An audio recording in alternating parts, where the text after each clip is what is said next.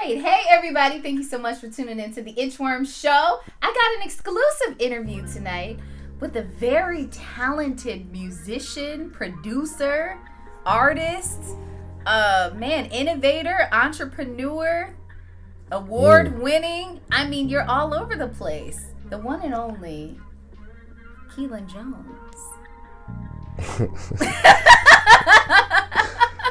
That was very nice of you. How you doing, Keelan? I'm good. Yeah. It's welcome to the Wormhole studio. It's nice. I like it. Thank you. Colorful. It's green. Yes. Yeah. So I gotta tell everybody before I get started, you're also the creator of Urban Soul. Yeah. Yes. Tell everybody just a little bit about yourself, and then we'll get into the Urban Soul thing. Tell people who you are again and what you do. Like she said, my name is Keelan Jones. I'm a producer, a drummer, bass player.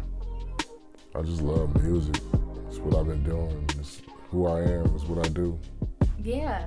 Pretty much. And we first got introduced through Urban Soul. So when I first started Inchworm Entertainment, I was everywhere. I was just trying to get, I just need to be around people who are doing stuff. And I was throwing my first event, which was called the Battle of the Sexes game show. And I was like, I just need to be involved. I need to figure out where I'm going to do it. And I was looking at the North Chicago Pavilion. And then when I was walking out, I saw a flyer for Urban Soul. And it said live music, live band, all of that. And I was like, I'm going to go to that. So it was at the Foss Park Golf Course. Right. Foss Park Golf Course. So I went there the first time and I was blown away. The singers, the musicians, everybody, the vibe, it was just so dope. And I'm like, oh my God. So then I went again. And then it was even better the second time. And then it didn't happen again. And I was like, oh my God, what happened? And I actually inboxed the page. I inboxed the page what is going on? And I was talking to this guy at the time. Shout out to him. I was talking to this guy and I was like, there's this thing with live music, you know what I mean? I don't know if it started again, but I inboxed trying to figure out where you all were. And it just so happened that you were at the Red Iguana. Yep. And then I think Drew inboxed me. I didn't know who Drew was at the time. But he inboxed me. It was like, oh, it's coming up, whatever. And it was at the Red Iguana. Went there. I saw John Content. I saw everybody from the band. And John Content sold me. I was just so shout out to John. Shout out to John Content with the spread love. And we went out on a date. And I had the best time. And I was like, I'm coming back. And ever since then, I was doing it. And then the next thing you know, I started doing my show. And then Drew reached out to me to be one of the hosts. And then I got to meet all of y'all. And it was just so crazy because I was such a huge fan. And I don't think people really, I'm rambling, but I don't care. I don't think people out here really appreciate what you all do. Thank you for being a part of it. Yeah, it was a lot of fun. Yeah. Definitely had some unforgettable moments. Shout out to Shahid the Entertainer licking honey off of his woman at the time's toes. Yeah, we had some moments. It was definitely some good moments. One of the best moments, I do have to say this, was Robin. She did pass away, unfortunately. But she was a bartender there at the Red Iguana, and she was a part of the whole Urban Soul family. Every time I walked in there from the first day, I always started off Urban Soul with hugging her. Every time. Yep. Every single time. As soon as I walked in, she came around. It was our thing, and we hugged each other. And that hug gave me the strength because I had never did hosting or anything like that before. And, we hugged each other. It was always love. Yeah, Urban Soul was good times, man. It was good energy. It was something fresh. I think that was what everybody liked about it the most. Yeah. It was new. I want to talk about you. So Okay. You do a lot. You listed everything. I listed the things that you're a part of. And just most importantly, you're a musician. You have a passion for music. What do you love the most about music? I love music because, in my opinion, it connects people. Yeah, it does. From every corner of the earth, you know what I'm saying? You don't have to speak the same language. It connects us. Yeah. What was the first instrument? Like, how old were you when you like first fell in love with it and you knew that you wanted to start playing it? Like, what was it? I don't even know. As far as I can remember, I've been involved in music. Like it's my great grandparents, my grandparents, my mom. What'd they play? What did they do? My granddad, he sung, he played. My grandmama, she sung, she played. What'd they play? Guitar. Both of them play guitar. Uh-huh. And my mom, she sings. And my dad played little keyboards. My brother played keyboards. My auntie sung in a group they had called the Magic Band. And my uncle, he was a part of that group. He plays bass, the way. So I really appreciate. I just use Bruno Mars.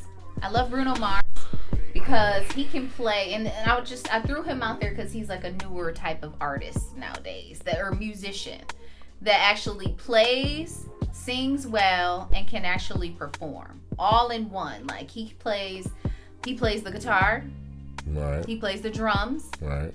And he plays something else. He plays so many different instruments, and he can perform. And I love that. Do you feel like artists nowadays, or to be considered a musician, you need to know how to play an instrument as well as sing, or does it or either one counts for it? It's a weird question because especially with the technologies today, you don't have to really know what you're doing to do it. It's just, pressing a sequence of a certain, group of buttons, and you got a hit song pretty much. So it took the artistry out of it, but I guess people that's like me, real musicians, who appreciate live music, and people who built it from scratch, like Michael Jackson, you got Stevie Wonder, my favorite artist, Prince. People that really did it. They played every instrument. Everyone. To answer your question, it's kind of double-sided because you still can be successful today without knowing how to really play anything. Yeah. Speaking of that, who are some of your favorite artists nowadays? I was into a lot of jazz. Okay. Like coming up, my brother got me into a lot of jazz early, like 10, 11. And I was just listening to a lot of jazz, like Yellow Jackets, Chick Corea, Oscar Peterson, stuff that most people probably don't know about unless they're into jazz or that niche of music, So, and when I listened to like R&B or hip hop or things that were top 40, I wasn't really listening and going with the words. I wasn't singing the words. I was listening for the beat and what can I extract from the production of it. Yeah. So I was always, everybody else is singing, but I'm over here like, wow, look at the tambourine. Okay, it's on a 2 and 4. And then, you got the strings doing this, you got the bass doing this. And I was dissecting it. Wow. So that's how my mind always thought when I heard, anything. Wow. Top, so whatever. How old were you when you learned to read music? I started reading music when I was 6, I want to say. First grade, when I was in the band in elementary school. We had to read little drum charts. It wasn't nothing extravagant, but that's what really started me out in learning how to read rudiments and practice drills and exercises. I played the clarinet once in the 2nd grade. Oh wait, was it the 3rd grade or the 2nd grade? I think it was the 3rd grade. And what happened was I quit. The reason why I quit was because, see, the rehearsals were supposed to be after school. But for some reason, shout out to Lincoln Elementary School in Evanston. For some reason, they switched it during recess. And I'm like, band practice or recess? I'm like, I'm going to recess. You got me messed up. But every now and again, I really, I regret it. I'm like, man, it would have been dope if I knew how to learn the clarinet. I went a couple times, but I was ready to do it after school. But no, you can't be cutting in with kids' recess time. I get it. It's like cutting their snack out. It's something you can't take away. How y'all gonna do that? That was messed up. Yeah. But see, in 1st grade, I was actually, doing music during recess. Yeah. So That's I was like, that was my recess. Yeah.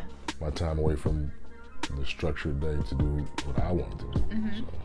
What do you listen for as in music? Like you said, you were listening for, you weren't listening to the words, you were listening to the melody. Like when you hear a song, can you tell what instruments are being played like instantly? Like do you have that ear like you just, that's a tambourine, that's a piano, that's a guitar, that's the harp? I don't know, like can you? For the most part you can, you know, Okay. if you're familiar with those instruments, which I am, just by nature of what I do. But it's what I'm listening for is what do people like about this song? What it is about this song that's making me want to clap my hands, move side to side, bob my head, whatever I'm doing. What is it about this song that gets people to respond? Mm-hmm. You know, and that's what I try to pull away, because that at the end of the day is what sells, is what penetrates, is what it's what works for music. Yeah. You know, music has to be felt, it has to grab you. So I was learning that just listening to all the songs back in the day, you know. Yeah. I can play all the music, but I can't sing you none of the lyrics.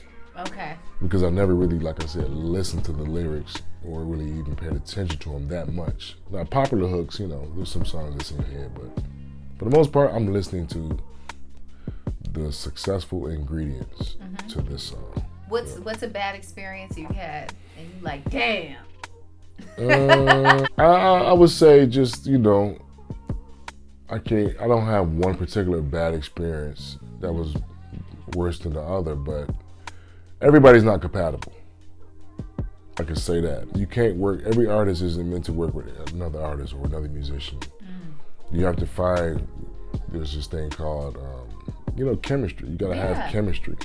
And if the chemistry ain't there, then there's gonna be a ton of other reasons why you wanna leave or they wanna fire you, or, you know, and that whole deal. So I wasn't compatible with everybody, but it was still a good experience because I got to do some things and meet some new people. That didn't happen too often, but you know, you got a couple of those anyway. Yeah, I wanted to get to your band, Backbeat Production. So how did all that come about? Backbeats was kind of formed when I was in Columbia College. Shout out to Columbia. I was gonna go Yeah, there. shout out to Columbia College. Great school. It is expensive. I went to Northeastern. Shout out to Northeastern. It is expensive. This thing costs too much. Go ahead. It was kind of birthed when I was like going through that whole experience, and I just wanted something to leave from there and call my own. You know what I'm saying? So I just kind of created Backbeat Productions. I produce anyway. I play drums anyway. I play bass anyway. When I just pull it all together and make it a company, and I got access to a network full of musicians. Yeah. By the relationships I've created and maintained, which is really important, relationships. But you know, it's kind of birthed out of that. Back to school, going after what you want, don't let nothing stop you. That whole thing, and then it turned into, you know, Backbeat's theme is our slogan is, you know, we want to make music feel good. That's what we do. So when I produce somebody or whatever, I just want the music to feel good, because that's what I'm responsible for. Why Backbeat? Backbeat, as a drummer, I started off on drums. So Backbeat is kind of like an after effect. Okay. A backbeat. Yeah, it's like an after effect. Okay. So in that particular after effect of Backbeat, particularly pertaining to drummers, it makes the music feel good. You know, because it doesn't sound robotic, it sounds organic. Yeah. So that's, you know, the kind of basis, that's the basis on the company, really. But whatever we do, producing or playing live shows or whatever, we like it to feel organically good, which is not computerized, not digitized. You know, we got live human beings there playing. So everything is, no one show is gonna be the same, you know, any particular night. Who are some of the new artists nowadays that you are listening to? Wow. Or even songs, melodies, since you listen to that, like what are some things that you love or like? I'm into some of everything. Name them. Like, I listen from everything to Zed, to Bruno Mars, to, Kareem Bailey Ray. I love her. Esperanza Spalding. Yes. When she won that Grammy, I was like, who the hell is... She been grinding for a while. Deserves, Yeah, it was good to see a musician like that win. It was after, and then I did my research. But in the beginning, I was like, who the hell is Esperanza? Okay, go ahead. I'm sorry. Yeah, but she put in work. She did. Go ahead. Yeah. I'm sorry. And getting back to the other question, she's like, if anybody was to be respected, she can be respected. Yeah. As a real musician, because she studied, she plays it. She doesn't just, buy an app. And ain't nothing wrong with that. I'm not knocking producers that do that, that have to, but it's just a certain amount of respect, a different level that can be given to somebody like her. Yeah. So yeah, she deserves that because she's grinded for that. Mm-hmm. You have albums, right? I got one album of my own.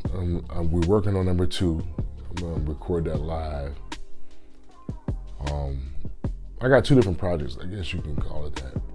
The first project was a studio project. The second project was a live recording of that original studio project. So it was like 2 different nights. It was a good deal. Okay, what was the name of your first album? Flipside. Flipside. And what was that? What is it like? What is it? Tell everybody what they can get from it.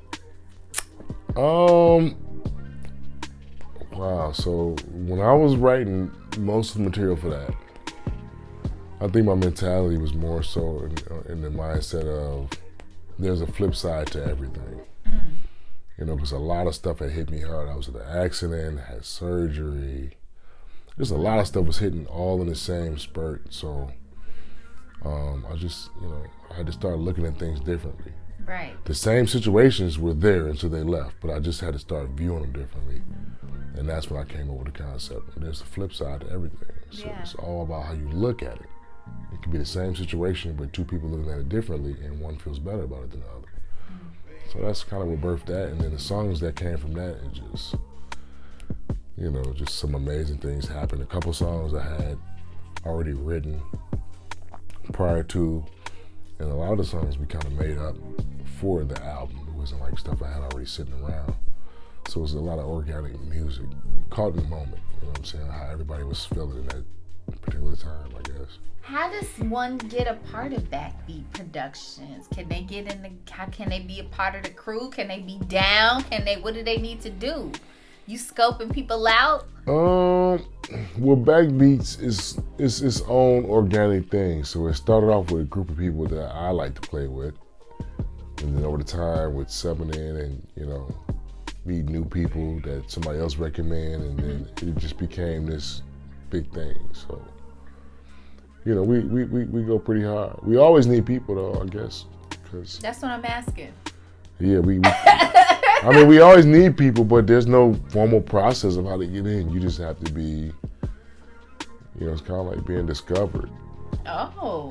And it's not trying to sound like that, but it's almost you gotta be on top of your shit. It's almost like I go for people that I see playing with passion and intensity. Okay. Because that's what I like to play with. So if I see that, I need you to come join forces. One of them type of deals. Shout out to Step. Shout out to Devarius. Yes, sir. Shout out to Kyle. Shout out to Drew. Shout out to Shahid the entertainer. Everybody who came. Shout out to David, the bass. He plays the bass too. Yep, that's my boy. Mm-hmm. Definitely, David's a beast. Yeah. You got an event coming up for your birthday. One thing we got in common is we're both Sagittarius. Yep, that's a good thing I heard. The Sagittarius. We're good people. We're really good people. I feel like Sagittarius people are kind of crazy though. Like we're a little off. I don't even believe in zodiacs. I believe in zodiacs. But I do, when you look at people that were born in December, and I just sometimes I just compare them, I just see similar traits. Like what? I'm not gonna say. Say it. No, I'm not gonna say. This is the time to say it. No, I mean I just see similar. Like what? I see similarities, like just different personality quirks or different things about their character that you can say, okay, I'm a go-getter, so I can recognize go-getters. But I see a lot of Sagittariuses. I see that in a lot of Sagittariuses, but I don't only see it in Sagittariuses. So that's why I don't believe in the whole zodiac thing, because with somebody, we the only go-getters you gonna see. I mean, I'm just kidding. But I know some go-getters that was born in the month of February. Anyway, we're gonna keep it moving here. All right, so that you're having a Battle of the Bands event coming up, right? Yep. For the Sagittarius, or for your birthdays, for your birthday. Yeah, it's actually the day of my birthday. So, but we want to celebrate with all Sagittarius and anybody who want to come celebrate with the Sagittarius. And we're gonna do something hard. We're gonna do something a little different. Yeah, it's gonna be good. Keelan Jones, you had an album, #1 album, right? Yes and no. Okay. I guess to be on anybody's chart is a great accomplishment. Mm-hmm. So that's why I say yes, but it wasn't like it was a top 40 Billboards chart, which actually mean with everybody's playing on their channels every day. Okay. So, one day though, but it's still nevertheless, I'm not going to minimize what it was and what it taught me, and it was my experience. So Flipside went #1 on what? On Amazon, in bestsellers for jazz category. Wow. I stayed #1 for 2 weeks. Okay. And that was during January of 2014 when I released it. iTunes, I think it got to #7. So that was still a pretty great accomplishment. That's really dope. For me to have done it myself. Yeah. Were there any singers or anything? Was it just straight instrumental? Straight instrumental. That's really dope. Yep. Yeah. I had some really dope guys playing on it. You want to shout anybody out? Shout some people out. Man, there's so many of them. Let's start with your brother. Shout out to Sean. Shout out to my brother, man. He's like probably my first inspiration. Is he the oldest? Yep. Okay. He's older than me, so. But everybody think I'm older, so. I'm probably a little more serious than he is. Yeah, I think that's what it is. Yeah, not mainly because of what I have to do. Like, I don't know. My experiences made me who I am, so. Okay. Anybody you want to shout out from the album? Everybody. It's a lot of people on that album. Richard Gibbs, my god brother, he helped me produce it. He plays for Aretha Franklin, or played for Aretha Franklin, the late and great Aretha. Rest in peace. The Queen. Rest in peace, Aretha Franklin. But it was a lot of people on that. Brent, Josh, my brother Sean. And I had a lot of what you call collaboration with people. Like they weren't in the studio on certain songs, but they sent me their tracks in and we added it on. So it was just a number of people. I mean, the list is literally, we could be here for a while. Wow. So if you Google it, I think it may be on there. If not, I can email it to you. We can put it up right now. Okay. All right. Yeah, no, that's dope. We can do that. Well, shout out to you for having a #1 album. God. I don't take no credit. I'm not trying to be deep, but really, because I told you that I was birthed out of that whole time where I was going through all that stress with the accident and surgery. So yeah, man, that's who it is. Where should they follow you at to see what Backbeats Productions has coming up, has going on? Where do they follow Keelan Jones? Where do they get the flip side? All that stuff about you. Where they go? Oh man, well you can buy the record Flipside, The Mentality. It's on all digital platforms.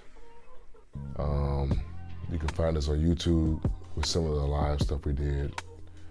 We did a live recording in Chicago. We even brought out Corey Henry, who's just a legend in the game right now, originally from the group Snarky Puppy. Shout out to Corey. But all that footage is on YouTube.